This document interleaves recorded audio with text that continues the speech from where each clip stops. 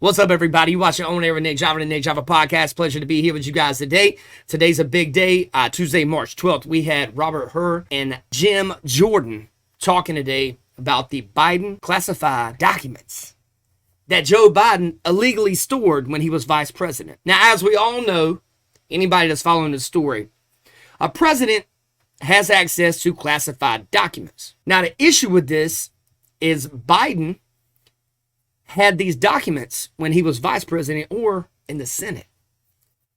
That's a no-no, Joe. That's a no-no. Let's check it out. Let's roll the videotape, son. Roll the videotape. He yields back. The chair is recognized. Mr. Hur, why did he do it? Why did Joe Biden, in your words, willfully retain and disclose classified materials? I mean, he knew the law. Been in office like 50 years.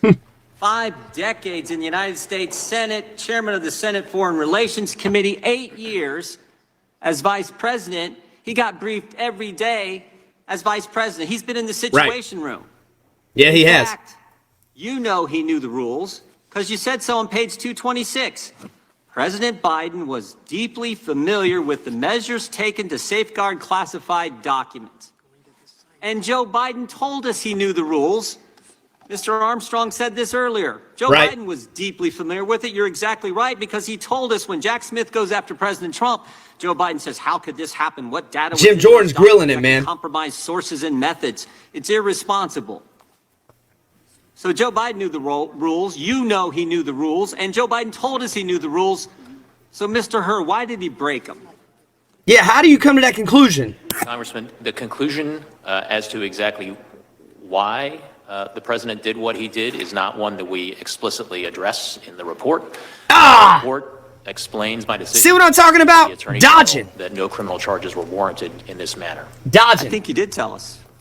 I think you told us, Mr. Hur. Page 231, you said this. President Biden had what do y'all think it is, man? Motivations. That's a key word. We're getting the motive now. President Biden had strong motivations to ignore the proper procedures for safeguarding the classified that is in the report in his notebooks. Why did he have strong motivations? Because, next word, because he decided months before leaving office to write a book. To write a book. That was his motive. He knew the rules. He broke them because he was writing a book. And you further say, and he began meeting with the ghostwriter while he was still vice president. There's the motive. Mr. Hur, how much did President Biden get paid for his book? Off the top of my head, I'm not sure if that information appears in the report. Sure does. There's a dollar amount in there. Oh, man, Jim's on your ass. I don't. It may be $8 million. If $8 million. $8 million, bro. Biden had 8 million reasons to break the rules. $8 million, man. Classified information and shared it with the guy who was writing the book. Yo, guys, check this out. $8 million, man. Joe Biden got paid $8 million to write a book. He has a ghostwriter that's, pretty much writing the book of whatever he's saying. And guess what happens? We're going to get to it. But Joe Biden reads a classified document in front of a ghostwriter. Sounds like a threat to national security to me. I'm not even going to touch on Hunter Biden leaving a laptop that had all kinds of crap on it. Like I tell you guys, Democrats, do as I say, not as I do. They're always like that, man. Absolutely insane. That's why he did. He knew the rules, but he broke them for $8 million in a book advance. But you know what? It wasn't just the money. Joe Biden, here's this page 2. And I'll tell you guys something, just a little something off the side. I was reading up on some stuff too. Our government officials, besides these politicians, can take no money from nobody. You can't get $2 from a person that is somebody that you're working with when you work with the government. But Joe Biden got $8 million, man. That's a government official. Sounds pretty shady to me. Hey, I'm no lawyer, but something don't sound right. 231, very next page. Joe Biden, in your report, Joe Biden viewed his notebooks as an irreplaceable, contemporaneous record of the most important moments of his vice presidency. He'd written this all down for the book, for the $8 million. Jeez. The next thing you say in your report is, quote, such a record would buttress his legacy as a world leader. You know what this is? It wasn't just the money. It wasn't just the $8 million. It was also his ego. Absolutely. Pride and money is why he knowingly violated the rules. The oldest motives in the book, pride and money. Yeah. You agree with that, Mr. Herr? You wrote it in your report. He did write it. And it does appear in the report, and we did identify evidence supporting those assessments. You also had another interesting statement in your report. You said Joe Biden, I want to make sure I get this right, viewed himself as a man of presidential timber. Remember that statement, Mr. Herr? Hey, you know what? He's saying, hey, Jim, you're absolutely right. I feel like Robert Herr right here. I feel like he is a man caught between, I said rock and a hard. I feel like he's a man caught between a rock and a hard place. This man right here clearly just said, yeah, you're right.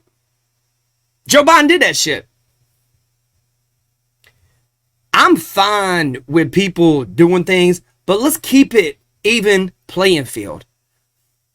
Joe Biden is trash when it comes to a leader, but I don't want to see the guy. I don't want to see him hurt or anything like people want to do with Trump.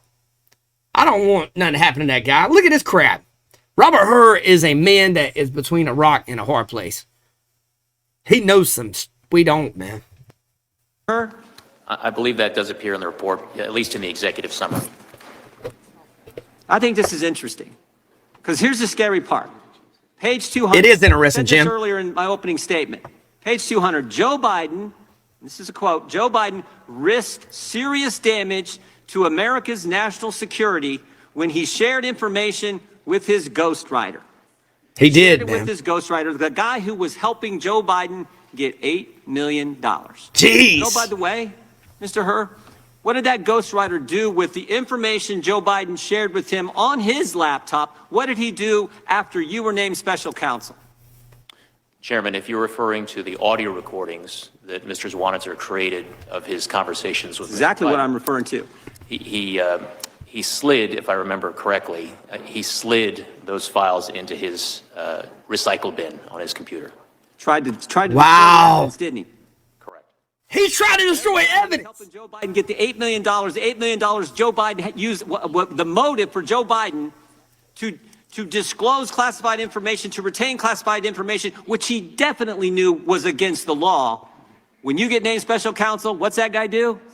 He destroys the evidence. Jeez, bro. That's the key takeaway in my mind. That's the key takeaway. For yielding. Mr. Herr, during your one-year investigation, did you have communications with the White House and the White House counsel in particular? Yes. I think you had I got 5 letters that they, and they communicated with you regarding your investigation. Is that accurate? We received a number of letters from White House counsel's office, and as well as the president's personal counsel. Right. They're either special counsel or personal counsel. I see who signed the letter. Y'all look it up. Is that fair or not? Y'all look it up. Let me know. Let me know what's up. Made public. We did provide a draft of the report to the White House counsel's office and members of the president's personal counsel team for their review. No, I understand. And so they gave them a once they got the report before it went public, did the White House try to weigh in with your investigation on elements of that report? And frankly, so the White House got a version of this draft before the rest of us. And I know where Jim's going with this. I know where Mr. Jordan's going with this. To Mr. Herr. The White House knew it was going to happen. Biden is the most powerful man in American society. Did they like what he had to say? Did they make him take some stuff out? I'm going to tell you, man, Robert Herr, he's no longer working at the job he was at. He awkwardly quit recently. Telling you, man, these politicians, these Democratic politicians, they will try to silence people, man. Look at what's happening in the Fani Willis trial, man. The big Fani Willis trial. Hot Dog Nathan. It's crazy. The report changed. They did request certain edits and changes to the draft. No shenanigans. He really just said that? They did. They did request certain changes. And you know what that means? Threats. Draft report. Yeah, see that. Jeez. Let's rewind that. They did request certain edits and changes to the draft report. Yeah, see that in the February 5th letter. Did they only correspond with you?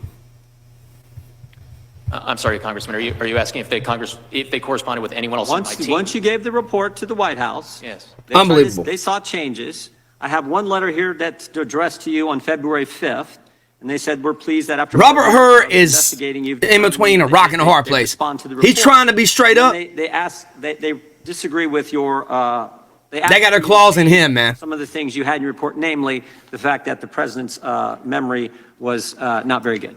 You remember that? Yes, sir. Okay, but I also have two other letters. One on February 7th to Merrick Garland, where they raise the same concern, and then on February 12th, where they go to the DAG, Bradley Weinsheimer. You familiar with those?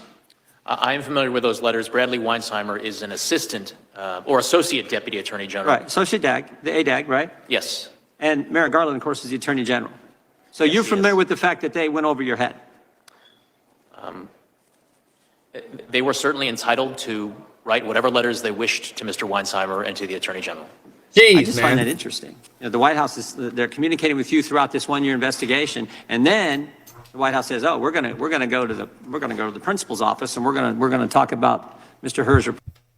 So they went above. They ended up going above his head here. They ended up going above his head, and they ended up going behind his back. This is equivalent of someone not liking you, so they get to the principal's office on you. Or if you have a manager and you end up going to the top above your manager, they try to skip the chain of command.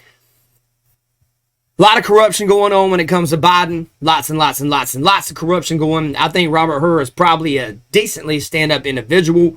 This is a crazy story, man. What are you guys thinking about this? I'm looking at it and I'm going, this got corruption written all over it, man. It's got corruption written all over it. Hope you guys have a great day. Y'all stay blessed. My name is Nick Driver. Check out the Nick Driver podcast on air with Nick Driver. Like, subscribe, comment. Yeah, man. We're going to get to the bottom of it, man. Talk to you guys soon. You guys are watching On Air with Nick Driver, the Nick Driver podcast. Make sure you click here or click here for more Nick Driver content.